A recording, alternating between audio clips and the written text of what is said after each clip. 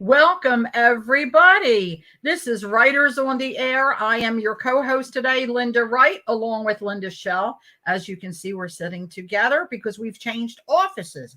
But anyway, Writers on the Air is dedicated to all writers and genres. Until COVID, we met Sunday afternoons at Common Grounds Meeting Hall next door to WKDW Radio in the warm Mineral Springs Plaza shopping plaza in Northport. WKDW Radio is the home of real community radio and is on the air through the efforts of volunteers at WKDW and the sponsors of our various shows. One example is Open Mic, which airs on Wednesday nights at 7 o'clock p.m. Bud Buckley invites songwriters and singers to perform.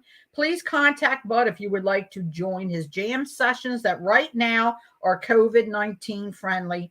Our radio address is 12737 Tamiami Trail, Northport, 34287.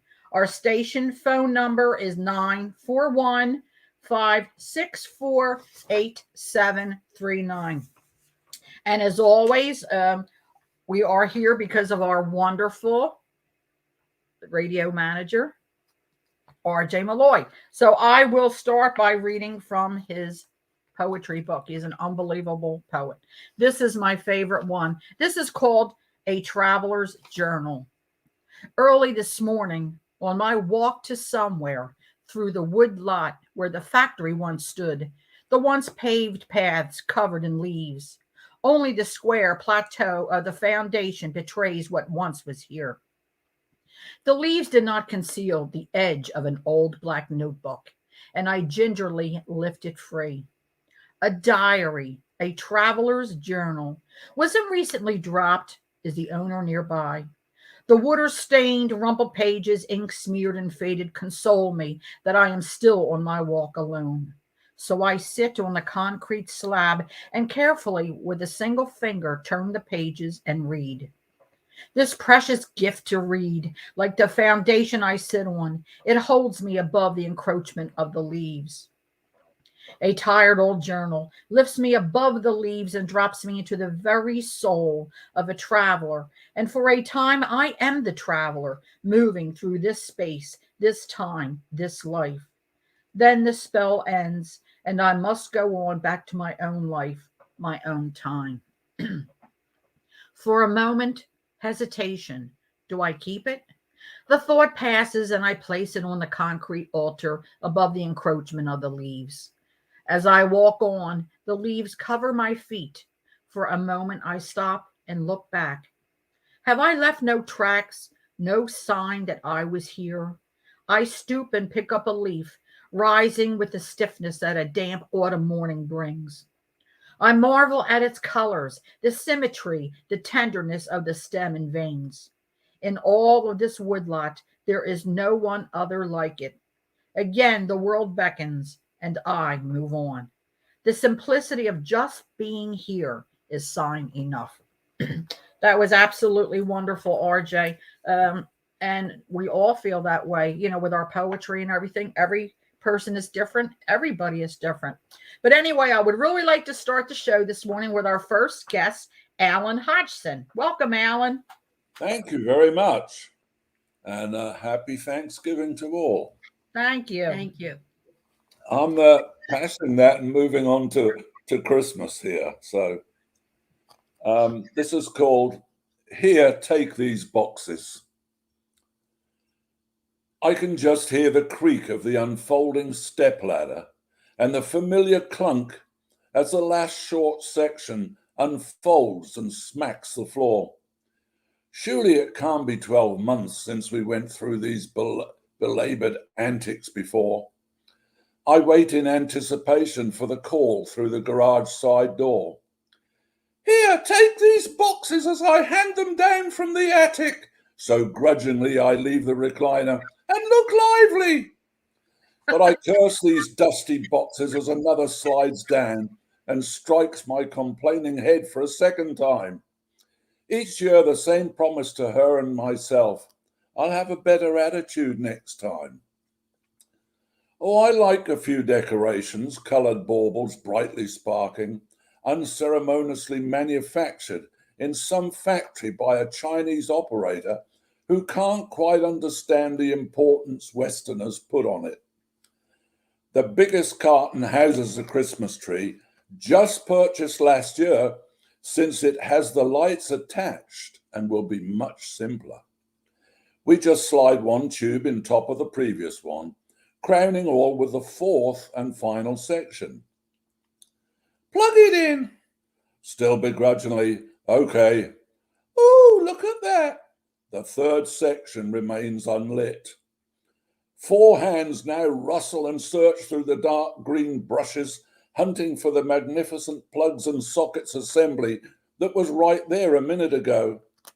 It's found, and hasty pulls and pushes change its shape, but not its influence on the defiant third section.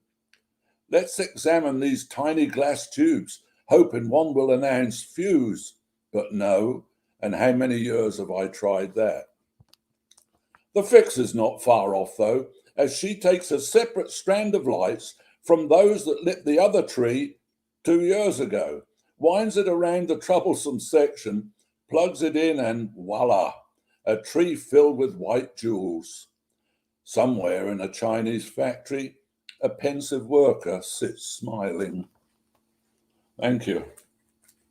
It's absolutely wonderful, Alan. Oh, that's great. You make me laugh so much. Okay, now we're going to go to Lorette Anderson. What do you have for us today, Loretta? I'm going to read in 2 parts a short story from my book, Words of Life. And this story is called The Closed Door. It's a Thanksgiving story, and you'll see. Mommy, I was just told that because of budget cuts, I won't be in the last show. I could hear the disappointment in my son's voice as he spoke to me. He had been working at a regional theater in Tennessee for the past 2 seasons and had expected to work until year's end. Now he was headed home a month early with no job prospects in sight. I have learned as I've grown in Christ that when God shuts one door, he opens another.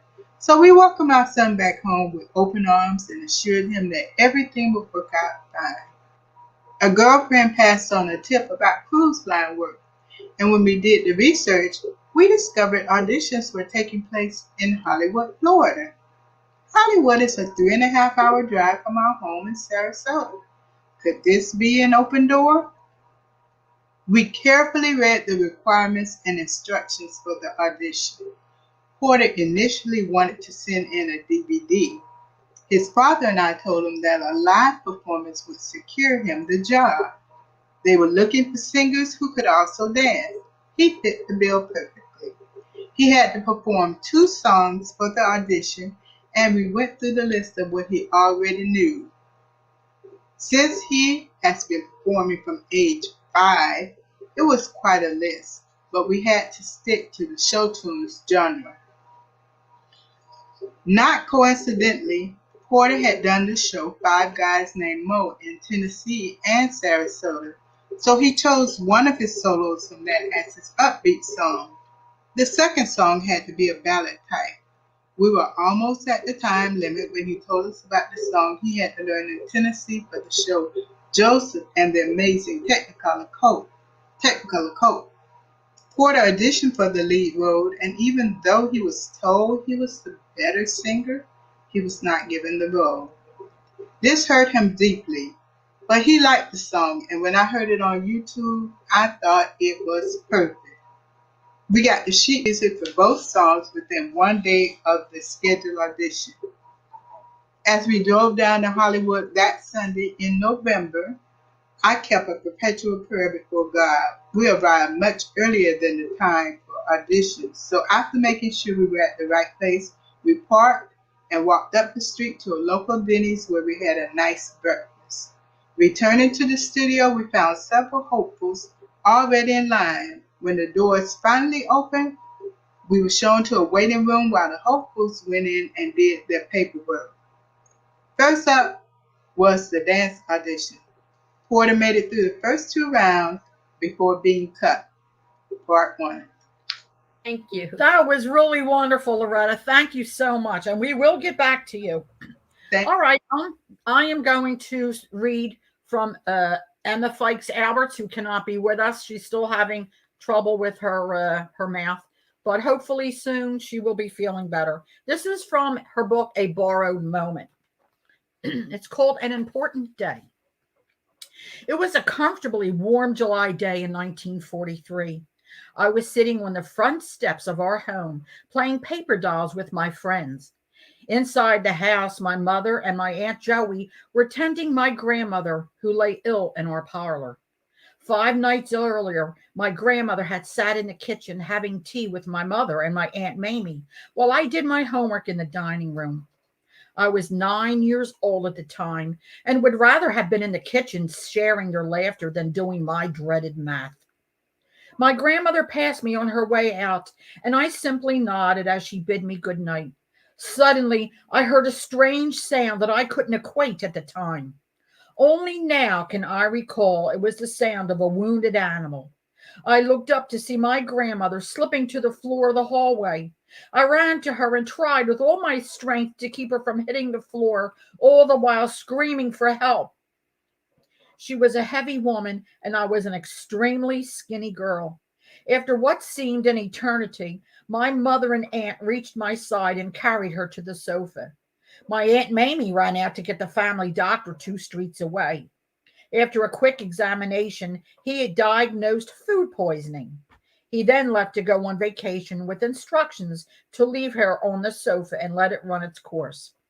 My dear grandmother grew weaker, and a bed was brought downstairs and set up in the parlor. My grandfather came every day and sat by her side, talking and praying. My father was serving the war effort aboard a ship in California, and we all knew he would soon go to fight in the Pacific. My brother Bobby was 5, and my baby sister was barely 1, so the family tried to carry on as normally as possible, so the children wouldn't be alarmed. I sat on those steps with my friends, trying to concentrate on the world of the paper dolls, but I was old enough to realize that my nanny was much sicker than anyone was saying. 5 days had passed since she fell ill, and she had not spoken a word. Suddenly, our play was interrupted by my Aunt Mamie, who asked us to move aside so she could get into the house. Next to her was a tall, handsome man in a navy blue suit carrying a doctor's bag. He looked at me and tugged one of my braids. "Hi, beautiful," he said. As I watched him go into my house, I knew someone wonderful had come into my life. I followed them into the house and stood in the shadows as he examined my grandmother. It only took a few minutes for him to call for an ambulance and announce, "She's had a stroke." I heard my Uncle Albie in the kitchen question my Aunt Mamie about this new doctor.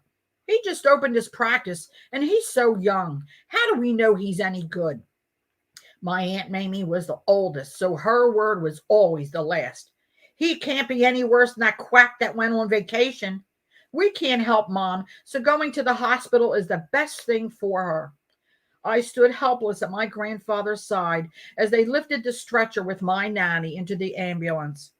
Then I watched the new doctor climb up into the ambulance to accompany my grandmother to the hospital. He became our family savior from that day to the present. He saw us through childhood diseases, settled family disputes, and listened to my poetry while a room full of people waited for him. He saw me through every adolescent crisis, real or imagined, and never passed judgment. In 1950, he left our neighborhood to set up a psychiatric practice. It was there he would treat me for panic disorder and introduce me to my husband, Marty, who was the strength of my life. I have always been able to pick up the telephone and feel the comfort that comes from the sound of his voice. I believe we all have one single moment in our lives that shapes us and makes the difference between defeat and survival. That moment for me was the day Dr. Morton Herskowitz looked in my eyes and said, "Hi, beautiful." And that, can I have a tissue? Thank you. And that was, I'm not crying. I need the tissue. You really I'm do. sorry. Oh, yeah, I do need a tissue. I'm sorry. All right. let's go on to Mary Wagner. Hi, Mary. How are you and what do you have for us today? I am going to be reading in two parts an essay called Mink Recycling, which is in my essay collection, When the Shoe Fits. And it kind of speaks for itself. I don't know where the mink stole originally came from or who it had belonged to before it ended up in my godmother's closet.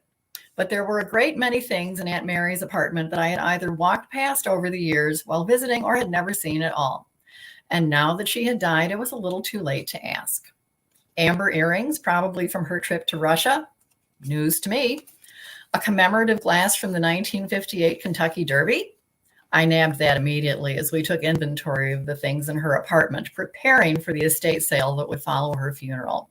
We had both loved horses. What, however, on earth was my never married school teacher maiden aunt doing with the mink stole? As we sorted and vacuumed and displayed and scrubbed and polished in preparation for the sale, the mink came out of the shadows and into the daylight. It was soft and clean and in good condition, but it obviously changed hands several times. The name monogrammed into the lining did not belong to anyone in my family, so my best guess was that my mother or grandmother must have picked it up for a song at somebody else's estate sale and brought it home just in case. In case of what? Perhaps Prince Charming would come calling with an invitation to the ball, and it paid to be prepared.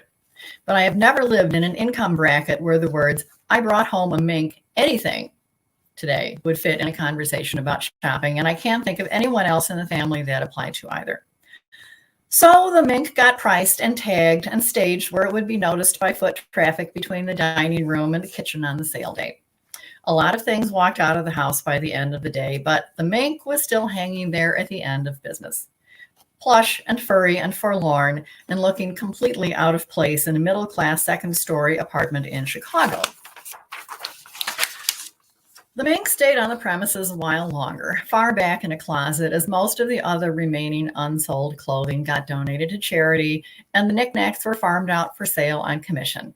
Hopelessly languishing out of its proper social bracket, the stole managed to combine the appearance of a society matron in humble surroundings with the touchable, comforting feel of Lassie. I finally brought it home with me to Wisconsin, where it took up an entirely new languishing position in the back of my closet. Well, Prince Charming didn't come calling in a carriage with an invite to dinner at the castle, but a friend of mine who actually owns a set of white tie and tails invited me to a Viennese ball. I had attended the ball for the first time the year before with the man in my life on my arm in a rented tux and a pearl tie tack, and we'd enjoyed ourselves enough to make a second appearance a done deal. The weather forecast called for snow showers and temperatures in the low 30s that night. Really, what's a woman in a strapless gown and opera-length gloves who's channeling her inner Habsburg empress to use for a wrap? And that's the end of part one. Stay tuned. Like, who wears those things anymore? And what is slow and sleep? I haven't seen that in so many years. It's like, I like snow, but the sleep, forget it. Oh, that's absolutely wonderful. Okay, right now we are going to we have a new reader. I see. Patricia, do you want to go next or do you want Scott to go? I'll let Scott go first. Okay. Scott, I'll go first. And I think we have a theme going on today about our grandmothers and our poetry and our writings. So here comes another one. This poem is called The Indiana Man's Song About Thanksgiving 2021. And it might seem to be a familiar title because it is inspired by the classic children's rhyme and song, Over the River and Through the Woods. The actual title of that piece is called The New England Boys' Song About Thanksgiving, and the lyrics were written by Lydia Maria Child in 1844. So we have an update to my version of the Indiana Man's Song About Thanksgiving. So, over the river, below the cloud, here we go, remembering. Through the woods, tongues they wag, wishing for snow falling. The airplane knows which way's home, like the heart longing. Flour-dusted cheek, noodles rolled out, the bird dress familying. Eyes are welling, Connie was Cherokee on Thanksgiving Day, smiling, her raven hair, her blue stare. I remember grandmother, Indiana-ing. That's it. Thank you. Thank you. Nice. Welcome to our show, Patricia. Thank you. What do you have for us? I have a poem called Creativity, and it's a villanelle. They're challenging, but I do like to write them. And it's called Creativity. At the end of the day, when the last of the sparks die, it's my mind that I must mend. In order to start over again, I find a new poem to try. At the end of the day, when there's no messages to send, I must learn to get by with a mind that I must mend. Creativity becomes my best friend, and it could never die. At the end of the day, when my dull brain has again to open up and fly, jolting my mind that must mend. So the English language I bend by using truth and lie. At the end of the day, when it's my mind that I must mend. Oh, that is absolutely beautiful. Thank I you. really like that. Thank How long you. have you been writing? Probably for 40 years. Yeah, okay. That's great. That's A long absolutely time. wonderful. And we will be getting back to you. All right, really fast. I am going to move on. I'm going to put one in here by Mike Neville. He is our lyricist, and a friend of his does the music. This is called True to You. Just a thought before you let me go. I'm still not done loving you. All the pain that we have been through, my love has always been true to you. Don't let your mind take a hold, telling you stories that are untold, opening the door, the message you send that our time has come to an end. I know your heart is on the run, looking for a safe place to hide, but I see when I look at you, I still see there is love in your eyes. We have a love like Romeo and Juliet, a love that started before we even met. Don't let your mind take a hold, telling you stories that are untold. So you go your way and I'll go mine, and a new day will dawn. We will live our lives without each other, and life will continue on. Now, just a thought before you let me go. I'm still not done loving you. All the pain that we have been through, my love has always been true to you. And that was from Mike Neville. All right, and then we have one from Steve Lind. This is called The Deeper Half. This is our own Steve Lind. Okay. I look at the picture and my dimensional face comes from out of the play, wearing a mask like a Shakespearean ghost with something prophetic to say, whispering behind the billowing clouds, one ancient and far away. For those who only remember me and the bits and pieces that comprise a structural fray. I ride like a phantom on an obstacle course through the smoke and confusion that inspires my haunted horse. The depth of my meaning floats on these words like the mystical signals emitted from a flock of auspicious birds. Half of it camouflage, but the deeper half shines like a light through the gruesome sea of darkness that envelops your precious flight.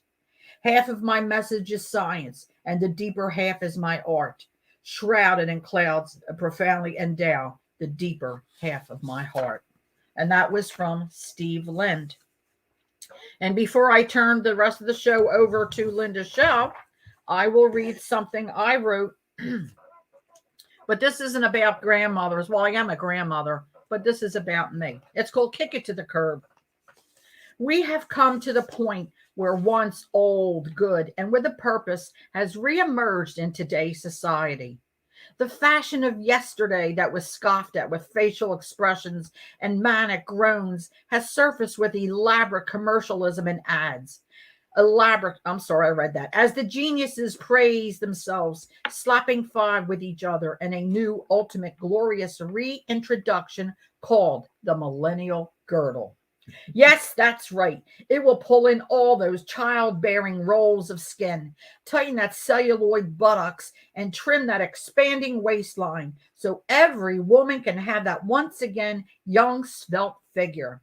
There is no age limit for the millennial girdle to work its wonders with its stretchy spandex material.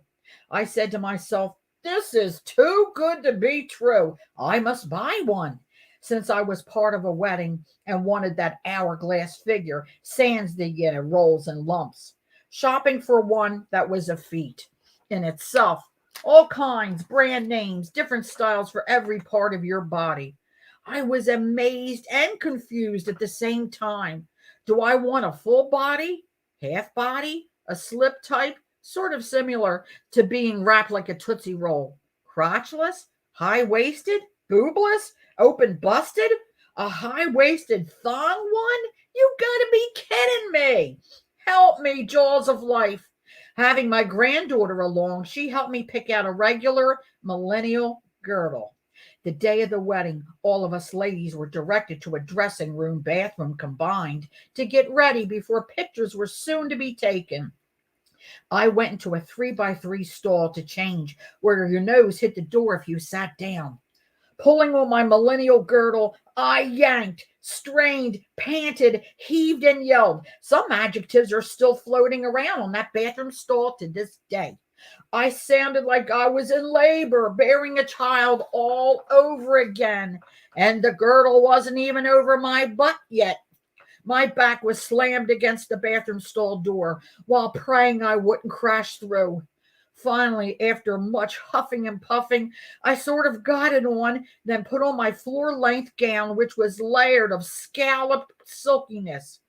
Amid much panting and being relieved, when the torture was over, I felt my legs dripping with water.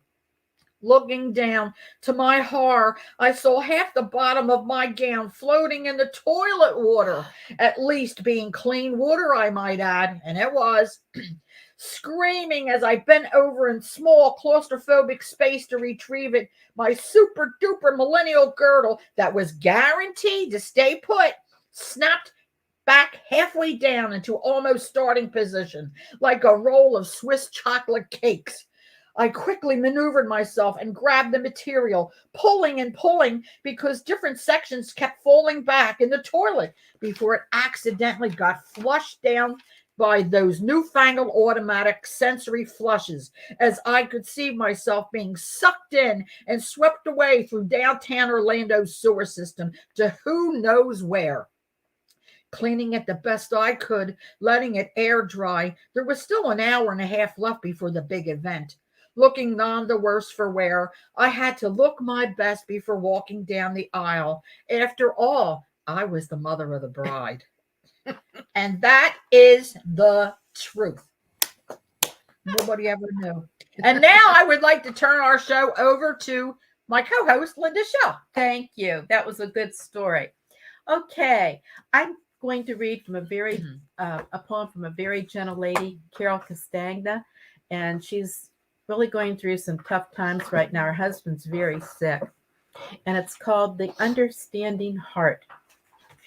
Sometimes there's a matching of the souls, a meeting of the hearts. In casual conversation, a brief meeting at a bistro, it's as though a moment in time stands still and you see in each other's eyes a familiar deprivation, even though fleeting the moment grips, and you ache and grieve in turn, and face to face, and yes, eye to eye, you recognize. You feel a familiar heartache, smile warmly, perhaps a brush of the hand, and move on. That was beautiful. That was beautiful, Yeah. Carol. Carol, I can relate to that. We're all thinking of you, Carol. Yes, we are. Okay, Lorette. We want to hear the rest of your story. Excuse me, do you want to be called Lorette or Loretta? Loretta. Loretta. Okay, got it. What do you have for us? All right. Part 2, The Closed Door. Okay. Porter made it through the first 2 rounds of the dance audition before being cut. He wasn't upset about it, realizing that other dancers had much more classical training than he did. So he went off to prepare himself for his real audition. Later, he was told singers make much more than dancers do. I was alternately hyped and a little nervous, so I remained in the waiting room while my husband went over on the other side. He listened attentively from outside the room as Porter sang the upbeat number and was asked to do his second song. All I know is that when my husband came back to the room I was in, he was beaming. He nailed it, Loretta, he exclaimed. Now, my husband is by training an audio recording and sound engineer, so when he reviews a vocal performance, he knows what he's talking about. I was very excited for my son by that time. As it turned out, my son went down to the wire in the audition process and continued to impress the staff. It also was very crucial that he already had a valid passport. Porter was hired, but they would have to wait for the next opening to place him on a ship. He was told it could be a matter of months. They asked him to find a flexible job that he could easily leave when they would call him. Now, this is when the closed and open door goes into effect. Remember, this was a Sunday. We drove back home in high spirits. On Friday, Porter received a call and an email from Royal Caribbean Cruise Lines offering him a job as a lead singer. When did he need to report for rehearsal? They needed him back in Hollywood by Sunday to check into housing so that he could start rehearsals on Monday. We spent 2 consecutive Sundays in Hollywood, one for the audition and one to take him all packed up to his new job. Did I mention I am from Fort Lauderdale, so I get to see my family there too on both occasions. God is awesome. Had Porter remained in Tennessee, he would have been unavailable for the audition. His disappointment turned into great joy. For his first cruise, the port of call was Singapore. He visited Dubai, Thailand, and I got on a shirt. I think you can see it. Anyway, it says, I love Phuket, Thailand. Italy, France, and Spain, just to name a few. I have pictures of him on a camel and at the Great Pyramids in Egypt. I have authentic Indian and Egyptian dresses and jewelry that he brought back for me. He has now traveled to 5 of 7 continents.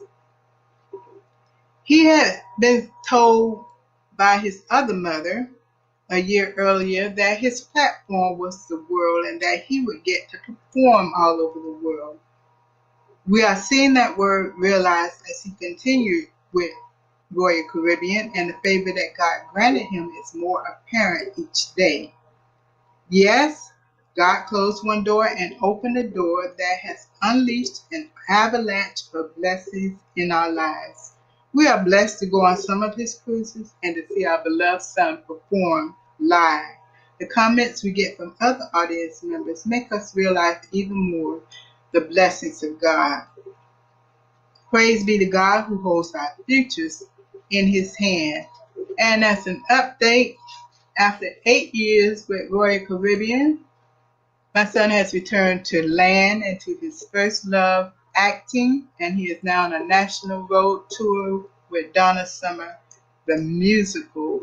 And I think they are on their way. They're in Utica, New York, going to perform tonight.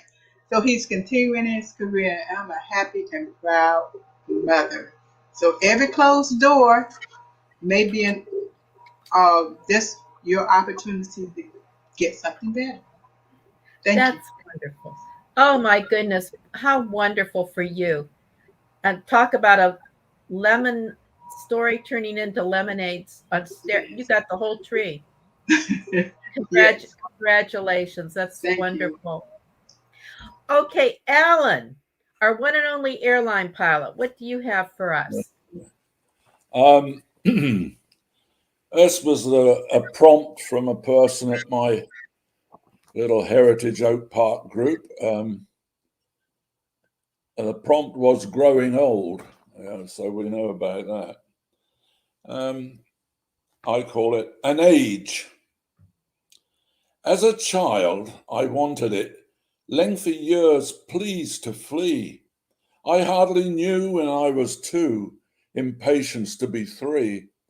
And at 8 or 9, no peace for me, the urge returned again. He's big for 9, they'd smugly say. I pipe, I'll soon be 10. 17, a bumper crop, accept them all in sweet regale. Driving, courting, politics retorting, swig a mug of foamy ale. The middle years take a while, sobering as they pass, and the autumn seems to come too soon. Let's handle it with class. In growing old, these years now, much shorter than before, years that hold sweet memories and time's content adore. And winter yet, pace yourself, respecting it with care. Those aches and pains, the cracking joints, what happened to my hair? But yes, there are the benefits, senior discounts and more. And driving slowly, what's the rush? Your patience we implore. Confidence and wisdom with learned will survive. A sense of humor day to day. It's good to be alive. Thank you. Thank Love you. it. Thank you, Alan. I just was reminded that December 7th, we're going to be live at Common Grounds Meeting Hall. This is sort of bittersweet today because this is the last time we'll be seen virtually. At least that's what we think. We hope things turn out for us live at Common Grounds Meeting Hall next door to 97.5 FM radio, December 7th. Come at 5:30 to sign up, and then we go live at 6 o'clock. Okay. I want to circle back to our one and only prosecuting attorney, Mary, who wears a mink, right? Well, actually, the mink disintegrated about 3 years ago when I was at a live lit event and I was going to do this essay there. And it just started coming apart in chunks. And as I was sitting there at the table in this coffee shop, it looked like I had slaughtered a bunny. But it had a great life. So here we are at part 2. Really, what's a woman in a strapless gown and opera-length gloves who's channeling her inner Habsburg empress to use for a wrap? Out came the mink from the back of the closet. Now, I'm not a real fur person at all. My dog once got her foot caught in a leg hold trap 30 years ago while we were walking in the woods near a river. Since then, I've had a knee-jerk reaction to the idea of fur coats and fur stoles and fur anything that involves killing an animal and displaying its fur to broadcast status and fashion. There was blood on both of us by the time I freed my dog's leg from that trap, and something like that stays with you. On the other hand, I reasoned, as I worked on my outfit for the ball this time, I was doing a lot more recycling lately. In general, more cardboard and paper, more plastic, more metal, more styrofoam. In fact, my recyclables usually outweigh the trash from my house.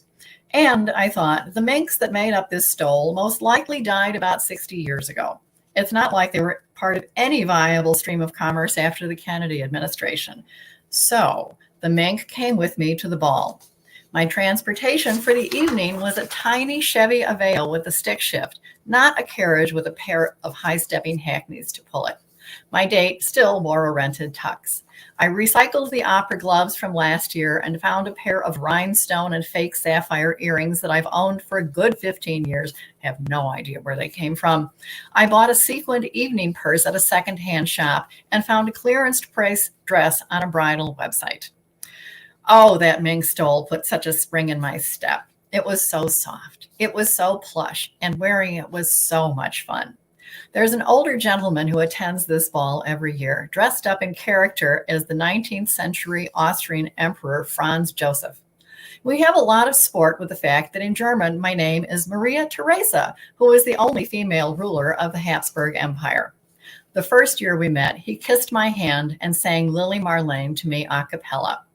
I don't know if it was the mink or the rhinestone tiara or my architectural underpinnings from Victoria's Secret. But this time when we met, he said I reminded him more of Franz Joseph's mistress than the stodgy Austrian empress.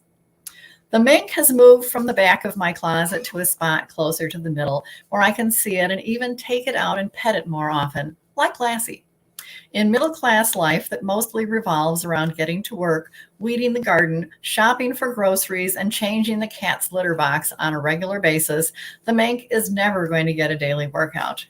But the next Viennese ball is only a few months away. And I know that along with the gloves and the rhinestones and the sequins and the chandelier earrings, the mink stole from Aunt Mary's closet, and I will have at least one more chance to shine. That was great. That was great. Yes.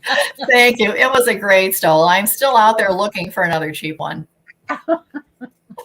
The folks that are listening to this on the radio won't be able to see Mary's mink coat. You call it a stole. I'm going to tell you it's the cat's meow, and she looked really great in it. But if you're tuning into Facebook, you can see it for real. Okay, we have a Patricia Richardson that we're going to fly to. And Pat, I am curious, are you in any way related to the famous Richardsons of Arizona, or is it New Mexico? No. You're not? Okay. You have that beautiful black hair like they have. Okay. Oh, thank you. Okay. What do you have?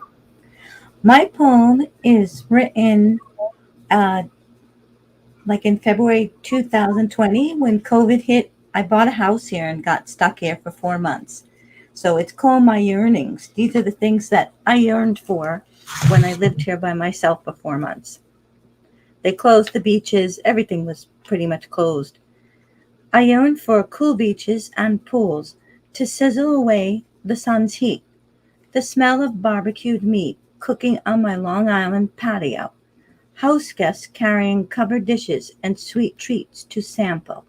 Boisterous Italian dinners with endless amounts of rich food. To return to my family to see their physical being.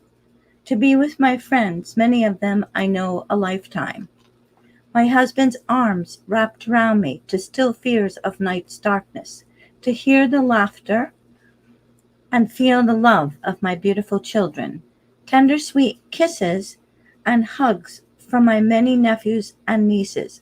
I yearn for priceless pieces of the puzzle to be completed, to find a vaccine for COVID-19. I yearn for the day I won't have to continually wash away a virus from my life. Amen. Yes. Yes, that was beautiful. We'd all like to get rid of that virus. And Scott, Hello. do you have anything? I have something that I wrote last year about this time, and I think it's still very relevant. And it kind of lends to next week's Giving Tuesday. So I wanted to read A Ray of Hope. Some people need a miracle, and some find their misery is the only thing they can never lose. But I refuse to give up on people. I don't have the kind of strength that it takes to save a soul, but I can pray as well as any man can. I won't let you fall, even when you have nothing to do with me at all. People, we are a lot of work. Most of us a work in progress. So many days we do stress, forgetting the miracle is the day we are living. We take for granted the very breath we inhale, tripping ourselves, landing upside down, ready to throw in the towel. Then, as if on cue, a stranger approached with a ready-made smile to change this life, restoring my faith in people. It is the little things in life that make the most difference. Kindness is not a season, and there may not be any reason. We need a world of kind people. Open a door. Let the lady cut in line. Be the light. So many people are waiting for a ray of hope. Happy Thanksgiving. That reminds me of an article I read 20 or 30 years ago called The Invitation to Live. How we treat one another. We're always inviting somebody else to live that day or die. Yeah. By the way, just a simple response. Okay, I think we still have time for one more. Okay. Instagram has been in the news again. It was in the news in September. Now it's back. So I'm going to reread something I read back in September. On the news last week, one of the lead stories was about how Instagram is affecting our teenage girls. Many are depressed. Others have attempted suicide because of the airbrushed pictures of voluptuous teens posed in front of million-dollar mansions and high-end cars. Our teens are intimidated and in a funk because they don't measure up. I should hang my head in shame for admitting I don't get it. Yes, it must be true. For the most part, I have forgotten what it is like to be 15. It is just that I must point out that anyone taking a stroll down Miami Avenue on Venice Island would have to look a long time for the perfect, smooth-skinned model dining at one of our cafes. What is a parent to do? Maybe we should rouse our teens out of a sound sleep and truck them down to Walmart at 4 o'clock in the morning. Their mission is to find other teens with 23-inch waists and wearing Gucci shoes. Maybe we should dig up a map of the world. As we spread the map across the dining room table, we could point to the many places that barely sport a standard of living for the majority of the populace. We could start with India. Our fingers could trace to the Middle East, then to the countryside of China. In many of those places, overweight isn't an issue, but having enough to eat is. We could cross the ocean to South America. There, the teens simply don't want to be forced into cooperating with gangs and drug cartels. We could point our pencil to the Russian countryside and big cities. Speaking out easily lands a person in jail. I wonder how much courage it takes for a Russian teenager to sass one of Putin's cops. I don't know the answer. I do believe Instagram is not behaving like a responsible adult. The only advice I can muster is talk to your teens. Okay, Marie, can you plug Giving Tuesday? Do you have anything to say? Yes, I can. In fact, let's talk about Giving Tuesday. And for a lot of people out there that don't know what Giving Tuesday is, yeah. In fact, I'll show it's a movement. It's not any fundraising. A lot of people get it confused with fundraising. The nonprofits do kind of make it that, but it's actually a social media driven collaboration, taking the power of people around the world to transform their communities any way that they can see it, whether you're doing a smile, whether you're helping a neighbor. Just like one of the things that Scott had said is just to be kind out there to people and taking the time for the people that we care about, give of something we have to those who need our help, or every act of generosity counts and everyone has something to give. One of the things that we do at the radio station is we give a voice to those that a lot of times don't have the opportunity to even be on social media or to be on audio, radio. So we do that, and we'll be live from 10 o'clock till 6 p.m. live on air. In fact, that's why the writers on the air will not be live on their streaming. One of the things that I would really highly recommend, if you can't just be kind, is if you have talent, if you have any kind of skills, and all of us have skills, we just don't sometimes realize that we have those skills. If you can even just share them. If you have money, okay, donate it or fundraise for a nonprofit. There's an easy way to do that on social media. If there's a supply drive going out there, or if you know of somebody out there that needs something, even a gift card for gas, or if somebody needs food, and you go in your cupboard and put together a bag of groceries and just drop it off, and you can do it anonymously that people don't even know that you're doing it.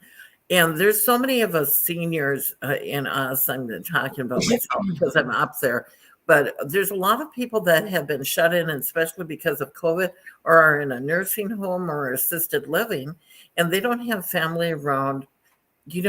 Send them a card if you're one of those people that do that. And then also, when you're in the grocery store, if you have somebody that's waiting on you in a restaurant or that, be kind. You never know what's going on in their lives. And just by taking that kindness, you can help one person. It may not change the world, but it may change the world for that one person. So thank you so much. Thank you, Marie. How are we fixed for time? You actually, you guys have about 5-6 minutes you can have. Okay. Thank you, Marie. And I wish you always do such a wonderful job with Giving Tuesday. It's always a success, and you're a large part of it. Okay. We had, I want to read a poem for Sheila Calhoun. She was formerly from Scotland, and now she, I believe, has a home in Canada too, and lives down here part-time. We had great fun when we were young is the title of her poem. When I was very young, it was fun to go to Sunday school. I'll have you know. The hymns we sang, I remember to this day. Jesus loves me, and there is a green hill far away. We sat on wooden benches, but what I loved the most was the chance to hold the bowl for the offering, of course. Marching up and down to a tune on a piano someone's belting out. It was great fun for us, all there is no doubt. At that time long ago, a sixpence was more than enough to get into the children's cinema and buy some stuff. Sometimes a bag of sweets or potato chips would be fine. On that day, Roy Rogers and Gene Autry became heroes of mine. All the kids in town walked to the cinema in rain or sunshine. No adults were allowed, and we had lots of time to clap or yell when our heroes won the day. Our parents probably loved the peace and quiet every Saturday. This was a time when few families had a TV at all. Mostly it was a radio we listened to hanging on the wall. The stories that thrilled us so were ones you wouldn't know. I remember my dad listening at night with lights down low. Now I'm much older, but looking back on a childhood full of fun, we didn't have much money, but it was the same for everyone. Children don't need rooms full of toys or cupboards full of clothes. We were lucky. Hugs and kisses were the things that we liked most. Thank you so much, Sheila. And we'll be looking forward to seeing you when we go back to Common Grounds. And now I've got one for Dobie. And it's called Highway Advisory. You are listening to the Highway Advisory Radio. There are no missing children. You are listening to the Highway Advisory Radio. There are no elders who are lost. You are listening to the Highway Advisory Radio. There are no children without fathers. You are listening to the Highway Advisory Radio. There are no children without mothers. You are listening to the Highway Advisory Radio. There are no wounded needing care. You are listening to the Highway Advisory Radio. There are no accidents to report on this or any other highway. You are listening to the Highway Advisory Radio. There is no congestion to report. You are listening to the Highway Advisory Radio. There is no one without courage. You are listening to the Highway Advisory Radio. There is no one without hope. You are listening to the Highway Advisory Radio. There will be no further reports. And we've got one for Izzy. Her name is Isolda Hunter. She was a singer, just like Loretta's son. She sang with who? Harry Belafonte. Harry Belafonte. Yes. A Day of Smiles. Peculiar day this day turned out to be, stood out from ones the passing years had brought. So many strangers smiled, surprisingly. She wondered why, or what those people sought. Her step was quick, her hair wind-blown, a mess. Yet everywhere she looked, her eyes would meet some other's eyes, alight with friendliness, when passing, unexpected smiles would greet. What's going on, she thought, looking about. No vacant faces, none talking on cells. People were here and now, not doning doubt. And she herself felt energized and well. How powerful a simple smile can be. Infectiously, it lifts the tired soul. The day was warm with kind humanity, and glad was she to be part of the whole. Thank you very much, Isolda. And I want to remind people, This is our last show virtually. We will be meeting at Common Grounds on December 7th physically. It's a long trip for you, Loretta. Loretta's from Bradenton, and Mary is definitely going to be a no-show. She's from Wisconsin, Kenosha. So, but we're hoping eventually she can be with us virtually too. We're trying to work that out. We're trying to work that out. I'm not putting any time frame on that at all. I think I've got time for a short one from John Flo. It's called Mykonos in May. For the black swan that kept me back, for the albatross we saw by the docks, for spirits dancing the taverna with the old man, we are willing hostages in this scene. We are on holiday and poets be thanked. We are thriving during the moment shared. The son serves a mean Slovaki. The father says, drink a beer. The tourist drinks 4, 1 free. People live in this way. People do not always agree. People like poems should always just be. Okay, folks, I want to thank you for being with us. I hope you join us for Writers on the Air. I've got a comedian coming in December 7th, by the way. We're also looking for comedians. Although I think Linda and I do a pretty good job. Hey, Alan, we'll make up something, won't we? Okay. Yeah. And Patricia, you're more than welcome to come back again. We really enjoyed having you. Yes. Oh, thank you so much. Hope I'll that be you back. can grounds physically. Yeah. Yeah, we're going to be at the Common Grounds Tuesday next time night, out the 6 evening. o'clock. Yes. That's Thank great. you. And I just want to share that from up here in Wisconsin, this has been just a joyful experience meeting up with you guys virtually. Well, we And love I hope we get to do it again sometime. Yes, You know where to find me. To work all that out. Yay. Definitely. I feel it's coming. It will happen.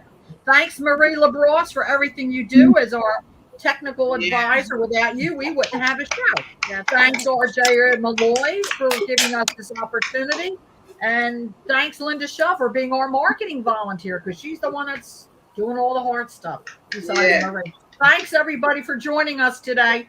I'm Linda Wright. This is Linda Schell. Thank you for being on Writers on the Air. We hope you Happy enjoyed Thanksgiving, Happy everyone. Thanksgiving. Thanksgiving. Good, Bye.